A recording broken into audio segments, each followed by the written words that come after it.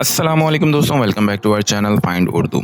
Carry carry का मतलब है उठाना, ले जाना, संभालना।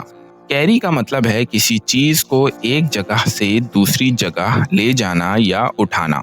ये लफ्ज फिजिकल तौर पर किसी चीज को उठाकर चलने के लिए भी यूज होता है और कभी कभी जिम्मेदारी उठाना या सोच या असर ले जाना के लिए भी यूज होता है।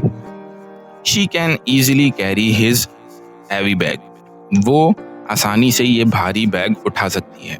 तो दोस्तों, कैरी का मतलब है किसी चीज को उठाकर या ले जाकर मूव करना, या फिजिकली या जिम्मेदारी दोनों सूरत में हो सकता है।